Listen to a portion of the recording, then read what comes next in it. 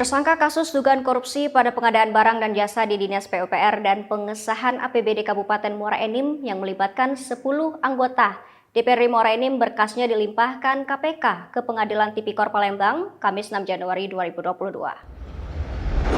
10 tersangka yang dimaksud yakni Indra Gani, Ishak Joharsa, Aryoka Setiadi, Ahmad Treo Kusumo, Marsito, Mardiansyah Muhardi, Fitriansa, Subahan, dan Pardi.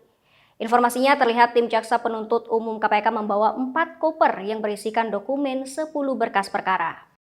Pelimpahan berkas perkara 10 anggota DPRD tersebut diterima langsung oleh Panitera Muda Tipikor Cecep Sudrajat SHMH di Pelayanan Terpadu 1 Pintu PN Palembang.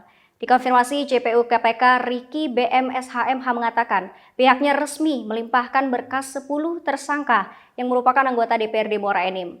Riki juga menjelaskan untuk 10 anggota DPRD Muara Enim tersebut saat ini masih ditahan di Rutan KPK Jakarta. Diketahui selain 10 tersangka tersebut, penyidik KPK juga menetapkan 15 anggota DPRD Muara Enim lainnya sebagai tersangka baru dalam kasus penerimaan hadiah atau janji pengadaan barang dan jasa di Dinas PUPR Muara Enim dan pengesahan APBD tahun anggaran 2019.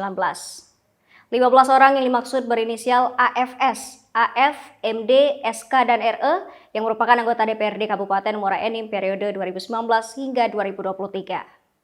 Sedangkan tersangka lainnya yakni DR, TH, ES, FA, HD, VR, MR, TM, dan UP, dan BA yang merupakan anggota DPRD Kabupaten Muara Enim periode 2014 hingga 2019. Dalam konstruksi perkara KPK menjelaskan, para anggota DPRD itu diduga menerima uang dari pengusaha bernama Robi Okta Fahlevi. Pemberian uang tersebut diduga ditujukan agar perusahaan milik Robi Okta menang lelang dalam proyek di Dinas PUPR.